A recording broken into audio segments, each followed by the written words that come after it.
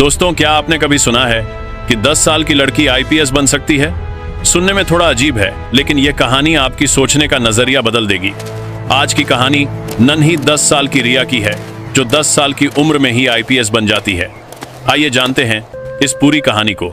सूरज की पहली किरण जब सूरजपुर गांव की मिट्टी को छूती थी, तो दूर दूर तक फैले खेतों में एक अजीब सी खामोशी होती थी। यह खामोशी डर की थी, उम्मीदों के टूटने की थी, और सबसे बढ़कर आवाज ना उठा पाने की लाचारी की थी। इसी गांव की तंग गलियों में, जहां बिजली के खंभे तो लगे थे, लेकिन रोशनी कभी कभार ही आती थी, रहती थी 10 साल की रिया सिंह, छोटे से घर में, जहां एक ही कमरे में पूरा परिवार रहता था। रिया की मां रोज सुबह 4:00 बजे उठकर पानी लेने निकलती थी। आधा किलोमीटर दूर हैंडपंप तक का सफर भारी मटके के साथ। रिया भी कभी कभी मां के साथ जाती और देखती कि कैसे दूसरी औरतें भी यही हालत में थी। अम्मा, हमारे घर में नल क्यों नहीं है? रिया ने एक दिन पूछा था। मां ने आंसू छुपाते हुए कहा था, बिटिया, हम गरीब है ना, हमारी बात कौन सुनता है। लेकिन रिया के दिल में कुछ और ही चल रहा था। वह रोज स्कूल जाते समय देखती थी कि गांव के बड़े जमींदार कैसे गरीब किसानों से उनकी जमीन छीन लेते थे, कैसे लड़कियों को स्कूल आने से डराया जाता था, कैसे थाने में जाकर भी कोई उनकी शिकायत नहीं सुनता था। स्कूल में भी हालात अच्छे नहीं थे। मास्टर साहब अक्सर कहते, लड़कियों को ज्यादा पढ़ने की क्या जरूरत, घर का काम सीखो। लेकिन रिया की क्लास टीचर कविता मैम अलग थी। वे हमेशा बच्चों से कहती, सपने देखो, बड़े सपने, दुनिया बदलने के सपने। एक दिन रिया ने देखा कि गांव की सबसे गरीब लड़की टीना स्कूल नहीं आई। पता चला कि जमींदार के बेटे ने उसे परेशान किया था और डराया था कि स्कूल मत आना। उस दिन रिया के दिल में कुछ जल उठा। मैडम, रिया ने कविता मैम से कहा, अगर मैं पुलिस वाली बन जाऊं तो क्या मैं सबकी मदद कर सकूंगी? कविता मैम मुस्कुराई। हाँ बिटिया, लेकिन पुलिस बनना आसान नहीं है, बहुत पढ़ना पड़ता है। तो मैं आईपीएस बनूंगी, रिया ने दृढ़ता से कहा, सबसे बड़ी पुलिस वाली। उस दिन के बाद से रिया का व्यवहार बदल गया। वह और भी मेहनत से पढ़ने लगी, गांव की हर समस्या को ध्यान से देखने लगी। मां बाप से पूछती रहती कि आखिर क्यों हमारी बात कोई नहीं सुनता। एक शाम जब रिया पढ़ाई कर रही थी, बाहर से शोर आया। पता चला कि जमींदार के आदमी फिर से किसी गरीब की जमीन हड़पने आए हैं। रिया की मां डर से कांप रही थी। चुप रह बिटिया, हमारा कुछ नहीं बस चलता। लेकिन रिया से रहा नहीं गया। वह बाहर निकली और देखा कि कैसे दीनू चाचा, जो सब्जी बेचकर अपना घर चलाते थे, उनसे उनकी छोटी सी दुकान छीनी जा रही थी। पुलिस भी वहां थी, लेकिन जमींदार के साथ खड़ी थी। यह गलत है, रिया ने चिल्लाकर कहा। सबने रिया की तरफ देखा। जमींदार का बेटा हंसा। अरे, छोटी सी बच्ची को पुलिस बनने का शौक है। उस दिन रिया को समझ आ गया कि सिर्फ सपने देखना काफी नहीं है, कुछ करना भी पड़ता है। अगले दिन स्कूल में एक खास घटना हुई। कविता मैम ने सभी बच्चों से कहा, आज हम एक स्पेशल एक्टिविटी करेंगे। तुम सबको एक चिट्ठी लिखनी है प्रधानमंत्री जी को। अगर तुम्हें कुछ मांगना हो, कुछ कहना हो तो लिखो। बाकी बच्चे खुश हो गए। किसी ने खेल का मैदान मांगा, किसी ने कंप्यूटर, किसी ने मिठाई। लेकिन रिया कुछ और ही सोच रही थी। वह अपनी छोटी सी कॉपी में बड़े ध्यान से लिखने लगी। परम आदरणीय प्रधानमंत्री जी, नमस्कार। मैं रिया सिंह, कक्षा 5, सूरजपुर गांव से लिख रही हूं। मैं आपसे कुछ अलग मांगना चाहती हूं। मुझे खिलौने नहीं चाहिए, मिठाई नहीं चाहिए। मैं सिर्फ एक दिन के लिए आईपीएस बनना चाहती हूं, सिर्फ एक दिन के लिए। मैं देखना चाहती हूं कि कैसे एक दिन में भी किसी की पूरी जिंदगी बदल सकती है। हमारे गांव में अमीर लोग गरीबों की जमीन छीन लेते हैं, लड़कियों को स्कूल आने से डराया जाता है, कोई हमारी बात नहीं सुनता। लेकिन अगर मुझे एक दिन का मौका मिले तो मैं सबको दिखा दूंगी कि पुलिस वर्दी सिर्फ डराने के लिए नहीं होती, बल्कि भरोसा दिलाने के लिए होती है। मैं चाहती हूं कि हर बच्ची बेधक होकर स्कूल आए, हर गरीब आदमी को यकीन हो कि उसकी भी आवाज सुनी जाएगी। एक दिन, बस सिर्फ एक दिन। आपकी छोटी बहन रिया सिंह। जब रिया ने यह चिट्ठी कविता मैम को दी तो वे चौंक गईं। उन्होंने 2-3 बार चिट्ठी पढ़ी, फिर रिया के पास आकर बैठी। रिया, यह चिट्ठी। मैम की आंखें नम हो आई थीं। यह सिर्फ चिट्ठी नहीं है बिटिया, यह तो पूरे गांव की आवाज है।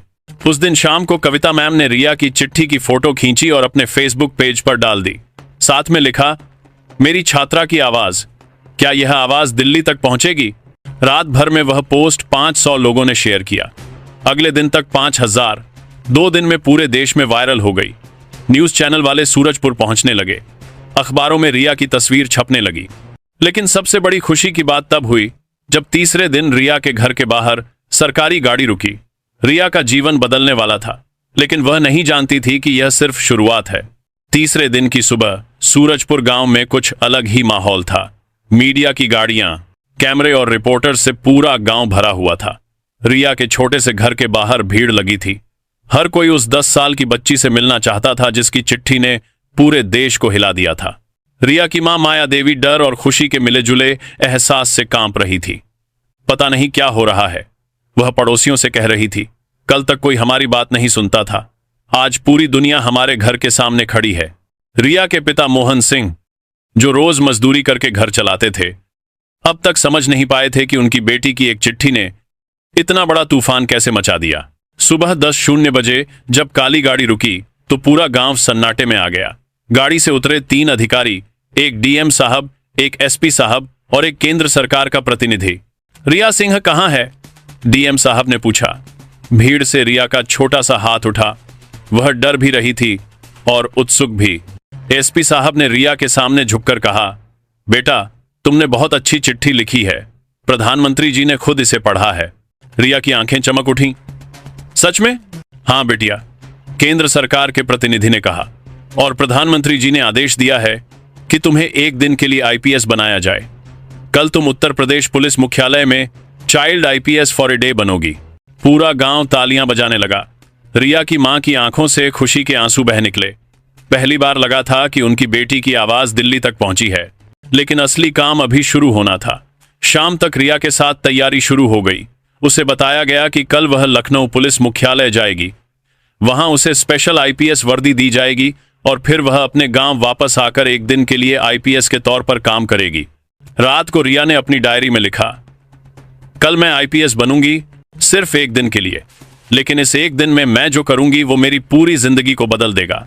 मैं सबकी मदद करूंगी, हर गरीब की आवाज सुनूंगी, हर बच्ची को स्कूल आने का हौसला दूंगी।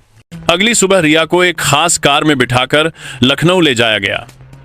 रास्ते में उसने देखा कि लोग सड़क के किनारे खड़े होकर उसे देख रहे थे। कुछ लोग तालियां भी बजा रहे थे। लखनऊ पुलिस मुख्यालय पहुंचकर रिया का दिल जोर से धड़कने लगा। इतनी बड़ी बिल्डिंग, इतने सारे पुलिस वाले, सब उसे देख रहे थे। पुलिस मुख्यालय के गेट पर एक बैनर लगा था, स्वागत है चाइल्ड आईपीएस रिया सिंह का। डीजीपी साहब खुद रिया से मिलने आए। रिया बेटा, आज तुम हमारी खास मेहमान हो। तुम्हारी चिट्ठी ने हम सबको बहुत कुछ सिखाया है। फिर रिया को एक खास कमरे में ले जाया गया, जहां उसके लिए स्पेशल छोटी साइज की आईपीएस वर्दी तैयार थी। नेवी ब्लू रंग की कमीज, पैंट, काली टोपी और सबसे खास एक छोटा सा बैज जिस पर लिखा था आईपीएस रिया सिंह, 1 डे स्पेशल। जब रिया ने वर्दी पहनी और आईने में खुद को देखा तो उसकी आंखें चमक उठी। वाह, मैं तो सच में आईपीएस लग रही हूं। डीजीपी साहब ने उसके कंधे पर हाथ रखा। रिया, यह सिर्फ वर्दी नहीं है, यह जिम्मेदारी है। आज तुम जो भी करोगी पूरा देश देख रहा होगा। रिया ने सीधे खड़े होकर कहा, सर, मैं अपनी जिम्मेदारी समझती हूं। आज मैं अपने गांव के हर गरीब आदमी की आवाज बनूंगी। दोपहर में रिया को वापस सूरजपुर ले जाया गया, लेकिन इस बार वह एक आम लड़की नहीं थी, वह आईपीएस रिया सिंह थी। गांव में उसका स्वागत जबरदस्त तरीके से हुआ। पूरा गांव सड़क पर निकल आया था। बच्चे तालियां बजा रहे थे, औरतें खुशी के गीत गा रही थीं। लेकिन सबसे अहम बात तब हुई जब जिले के एएसपी साहब और सभी थाने के दरोगा रिया को सैल्यूट करने के लिए लाइन में खड़े हुए। यह परंपरा है, एसपी साहब ने कहा। आज रिया हमारी सबसे छोटी लेकिन सबसे खास आईपीएस ऑफिसर है। हम सब उसका सम्मान करेंगे। एक एक करके सभी पुलिस अधिकारियों ने रिया को सैल्यूट किया। रिया पहले तो शर्मा गई, फिर उसने भी वापस सैल्यूट किया। अब मैं क्या करूं? रिया ने एसपी साहब से पूछा। जो तुम्हारा दिल कहे वही करो, आज तुम कमांडर हो। रिया ने गहरी सांस ली, फिर उसने अपना पहला आदेश दिया। सबसे पहले मैं गांव के स्कूल जाना चाहती हूं। वहां जो बच्चियां डर की वजह से नहीं आ रही हैं, उनसे मिलना चाहती हूं। स्कूल पहुंचकर रिया ने देखा कि आज कई बच्चियां आई थीं जो महीनों से नहीं आई थीं। टीना भी आई थी। टीना, रिया ने कहा, अब तुम्हें कोई नहीं डराएगा, आज मैं यहां हूं। फिर रिया ने अपना दूसरा आदेश दिया। इस स्कूल में रोज एक पुलिसकर्मी रहेगा ताकि कोई भी बच्चा या बच्ची डरे नहीं। तीसरा आदेश था, जो जमींदार लोग गरीबों की जमीन छीन रहे हैं, उनके सारे कागजात की जांच होगी। आज ही शाम तक रिया के तीनों आदेश लागू हो गए। स्कूल में सिक्योरिटी गार्ड लगा दिया गया, जमींदार के कागजात की जांच शुरू हो गई और सबसे बड़ी बात, रिया ने घोषणा की कि हर शनिवार थाने में जन सुनवाई होगी। जन सुनवाई यानी? किसी ने पूछा। यानी हर शनिवार गांव का कोई भी आदमी थाने में आकर अपनी समस्या बता सकेगा, बिना किसी डर के, बिना पैसे दिए, बस अपनी बात कह सकेगा। रात होते होते पूरे गांव में एक नई उम्मीद की लहर दौड़ गई। लोग कह रहे थे, अरे यह छोटी सी बच्ची ने एक दिन में वह कर दिया जो बड़े बड़े नेता सालों में नहीं कर पाए। लेकिन रिया के लिए असली चुनौती अभी आने वाली थी। अगले दिन उसे दिल्ली जाना था प्रधानमंत्री से मिलने। चौथे दिन की सुबह रिया के लिए किसी सपने के सच होने जैसी थी। आज वह दिल्ली जाने वाली थी। प्रधानमंत्री कार्यालय में छोटे से सूरजपुर गांव से निकलकर देश की राजधानी तक का यह सफर सिर्फ रिया का नहीं था, बल्कि हर उस गरीब बच्चे का था जो कभी सपना भी नहीं सोच सकता था कि उसकी आवाज इतनी दूर तक पहुंच सकती है। सुबह 6:00 बजे ही रिया तैयार हो गई थी। उसकी आईपीएस वर्दी इस्त्री की हुई, जूते चमकाए हुए और बैज पर उसका नाम चमक रहा था। मां ने उसके बालों में तेल लगाकर 2 चोटियां बनाई थीं। बिटिया, मां ने आंसुओं के साथ कहा, आज मेरी बेटी प्रधानमंत्री जी से मिलने जा रही है। भगवान का लाख लाख शुक्र है। पिताजी भी भावुक हो गए। रिया, याद रखना, आज तू सिर्फ हमारी बेटी नहीं है, तू हर गरीब के घर की बेटी है। हर उस बच्चे की आवाज है जिसे कोई सुनता नहीं। 9:00 बजे स्पेशल फ्लाइट से रिया दिल्ली के लिए रवाना हुई। साथ में थे डीएम साहब, एसपी साहब और कविता मैम। हवाई जहाज में बैठकर रिया ने कहा, मैम, मैं कभी सोच भी नहीं सकती थी कि मैं हवाई जहाज में बैठूंगी। कविता मैम मुस्कुराएं। रिया, यह सिर्फ शुरुआत है, तुम्हारे पास अभी और भी बड़े सपने देखने हैं। दिल्ली पहुंचकर रिया का स्वागत और भी शानदार तरीके से हुआ। एयरपोर्ट पर मीडिया की भीड़, सैकड़ों कैमरे और रिपोर्टर्स, सबका एक ही सवाल था, रिया, प्रधानमंत्री जी से मिलकर कैसा लग रहा है? रिया ने माइक के सामने कहा, अभी तो मिली नहीं हूं, लेकिन बहुत खुशी हो रही है। आज मैं अपने गांव की, अपने जैसे सभी बच्चों की बात कहूंगी। दिल्ली में रिया को पहले दिल्ली पुलिस हेडक्वार्टर ले जाया गया। यहां दिल्ली पुलिस कमिश्नर साहब खुद मिलने आए। रिया, आज तुम ना सिर्फ उत्तर प्रदेश की, बल्कि पूरे देश की सबसे छोटी आईपीएस हो। कमिश्नर साहब ने कहा, हमारे सारे आईपीएस ऑफिसर्स तुमसे मिलना चाहते हैं। दिल्ली पुलिस हेडक्वार्टर में रिया को एक बड़े हॉल में ले जाया गया। वहां 50 से ज्यादा आईपीएस ऑफिसर्स बैठे थे। जैसे ही रिया अंदर आई, सभी खड़े हो गए और तालियां बजाने लगे। यह हमारा सम्मान है, एक सीनियर आईपीएस ऑफिसर ने कहा। आज हमें एक छोटी सी बच्ची से बहुत कुछ सीखने को मिल रहा है। रिया से पूछा गया, तुम आईपीएस क्यों बनना चाहती हो? रिया ने जवाब दिया, सर, मैं नहीं चाहती कि कोई और बच्ची डर के कारण स्कूल ना आ सके। मैं नहीं चाहती कि कोई गरीब आदमी सोचे कि उसकी आवाज कोई नहीं सुनेगा। पुलिस वर्दी डराने के लिए नहीं, भरोसा दिलाने के लिए होनी चाहिए। सभी आईपीएस ऑफिसर्स ने फिर से तालियां बजाईं। कई की आंखें नम हो गई थीं। दोपहर में रिया को प्रधानमंत्री कार्यालय ले जाया गया। साउथ ब्लॉक की वह बड़ी बिल्डिंग देखकर रिया का दिल जोर से धड़कने लगा। यहां से पूरा देश चलाया जाता है, एसपी साहब ने बताया। अंदर जाकर रिया को एक खास कमरे में ले जाया गया। कमरे में भारत का नक्शा लगा था, तिरंगा झंडा था और दीवारों पर महापुरुषों की तस्वीरें।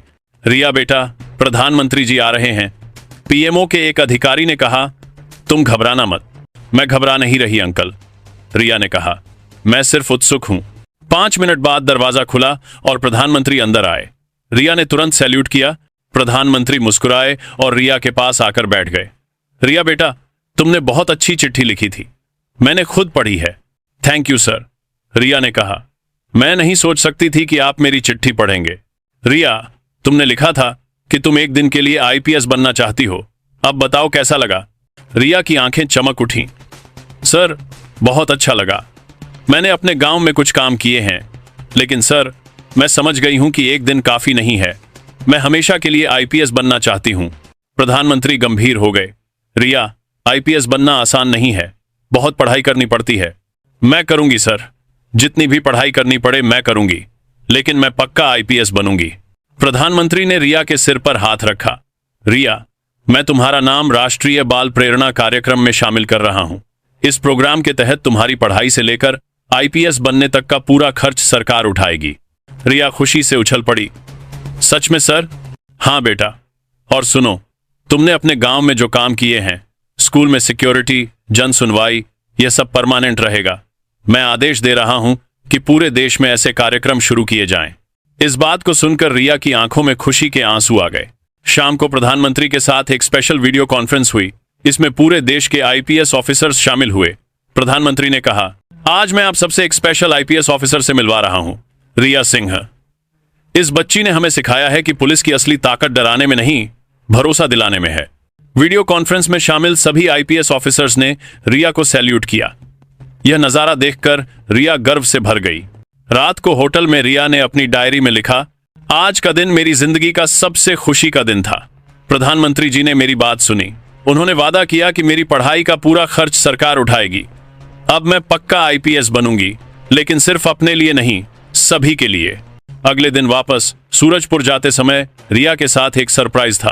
प्रधानमंत्री का एक खास संदेश उसके गांव के लिए। लेकिन असली सरप्राइज तब होने वाला था जब रिया को पता चलेगा कि उसकी कहानी को बॉलीवुड में फिल्म बनाने की योजना है और कई बड़े शिक्षण संस्थान उसे स्कॉलरशिप देने के लिए तैयार हैं। रिया का जीवन अब सिर्फ एक छोटे से गांव तक सीमित नहीं रह गया था, वह देश भर की उम्मीद बन गई थी। सूरजपुर गांव लौटकर रिया ने देखा कि उसका गांव पहले जैसा नहीं रह गया था। पूरे गांव में एक नई उमंग थी, एक नई उम्मीद थी। लड़कियां बेधड़क स्कूल आ रही थीं, गरीब लोग सीना तान कर चल रहे थे और सबसे बड़ी बात, थाने में हर शनिवार जन सुनवाई हो रही थी। पिछले हफ्ते में ही जन सुनवाई में 50 से ज्यादा लोग आए थे। दीनू चाचा, जिनकी दुकान छीनी जा रही थी, उनका मामला सुलझ गया था। 3 और परिवारों को अपनी जमीन वापस मिल गई थी। और सबसे अच्छी बात, अब कोई भी लड़की को स्कूल आने से नहीं रोक रहा था। लेकिन रिया के लिए यह सिर्फ शुरुआत थी। दिल्ली से वापस आने के 2 दिन बाद एक और बड़ा सरप्राइज आया। मुंबई से एक फिल्म प्रोड्यूसर का फोन आया। रिया बेटा, प्रोड्यूसर साहब ने कहा, हम तुम्हारी कहानी पर एक फिल्म बनाना चाहते हैं, छोटी आईपीएस नाम की फिल्म। यह फिल्म देश भर के बच्चों को प्रेरणा देगी। रिया के माता पिता को यकीन नहीं आ रहा था। हमारी बेटी पर फिल्म? मां ने चौंकते हुए कहा, हाँ, और इस फिल्म की कमाई का एक हिस्सा गरीब बच्चों की शिक्षा के लिए इस्तेमाल होगा, प्रोड्यूसर ने बताया। रिया ने कहा, हाँ, अगर इससे और बच्चों की मदद होगी तो मुझे कोई दिक्कत नहीं है। उसी हफ्ते दिल्ली के एक टॉप स्कूल से भी फोन आया। रिया को हमारे स्कूल में मुफ्त में पढ़ने का मौका मिलेगा, सब कुछ फ्री, किताबें, यूनिफॉर्म, हॉस्टल, खाना। लेकिन रिया ने मना कर दिया।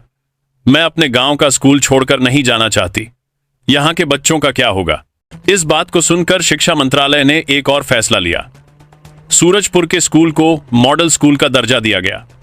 स्कूल में नए टीचर्स आए, कंप्यूटर लैब लगी और सबसे अच्छी बात, एक स्पेशल लीडरशिप प्रोग्राम शुरू हुआ। रिया को इस प्रोग्राम का पहला चाइल्ड लीडर बनाया गया। अब वो रोज स्कूल में छोटे बच्चों को सिखाती कि कैसे अपनी आवाज उठानी चाहिए, कैसे किसी की मदद करनी चाहिए। महीने भर बाद जब नेशनल चाइल्ड राइट्स कमीशन के चेयरमैन रिया से मिलने आए तो उन्होंने कहा, रिया, तुम्हारी वजह से पूरे देश में बाल अधिकारों पर नई जागरूकता आई है।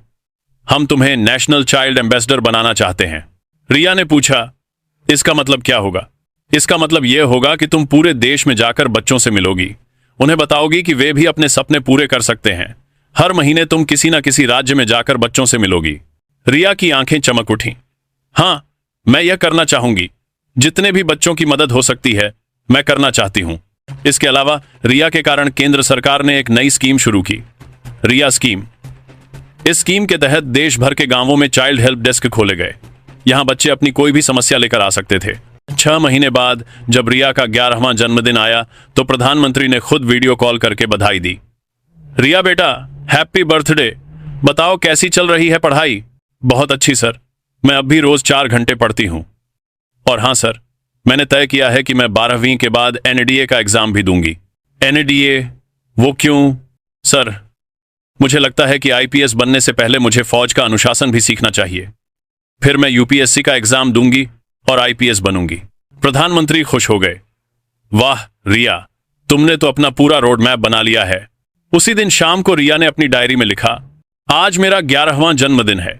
1 साल पहले मैं सिर्फ एक छोटी सी लड़की थी जो सपने देखती थी। आज मैं नेशनल चाइल्ड एम्बेसडर हूं। मेरी कहानी पर फिल्म बन रही है, मेरे नाम से एक स्कीम चल रही है। लेकिन सबसे बड़ी खुशी की बात यह है कि मेरे गांव की हर लड़की अब स्कूल आती है। कोई उन्हें डराता नहीं। हर शनिवार जन सुनवाई होती है गरीब लोगों की आवाज सुनी जाती है। यह सब सिर्फ एक चिट्ठी की वजह से हुआ है, एक छोटी सी चिट्ठी जिसमें मैंने सच्चे दिल से अपना सपना लिखा था। आज मैं वादा करती हूं कि मैं जरूर आईपीएस बनूंगी, और जब बनूंगी तो देश के हर कोने में जाकर यह संदेश दूंगी कि कोई भी सपना छोटा नहीं होता, चाहे तुम कितने भी गरीब हो, कितने भी छोटे गांव से हो। अगर तुम सच्चे दिल से कुछ चाहते हो तो पूरी दुनिया तुम्हारी मदद करने के लिए तैयार हो जाती है। मैं रिया सिंह, सूरजपुर गांव की बेटी, भविष्य की आईपीएस ऑफिसर, आज यह वादा करती हूं कि मैं हमेशा गरीबों की आवाज बनूंगी, हमेशा बच्चों के अधिकारों के लिए लड़ लूंगी, और हमेशा यह दिखाती रहूंगी कि पुलिस वर्दी डराने के लिए नहीं, भरोसा दिलाने के लिए होती है। डायरी बंद करके रिया ने अपनी आईपीएस वर्दी को देखा, जो अब उसकी अलमारी में सबसे कीमती चीज बनकर रखी थी। कल फिर से स्कूल जाना था, कल फिर से छोटे बच्चों को पढ़ाना था, कल फिर से किसी की मदद करनी थी। लेकिन आज से यह सब कुछ अलग था, क्योंकि अब रिया सिर्फ सपने देखने वाली लड़की नहीं थी, वह एक मिशन वाली लड़की थी। एक ऐसी लड़की थी जिसने दुनिया को दिखा दिया था कि उम्र सिर्फ एक नंबर है, असली चीज है दिल में छुपे सपने और उन्हें पूरा करने का जुनून। दोस्तों, आपको यह कहानी कैसी लगी हमें कमेंट बॉक्स में जरूर बताएं।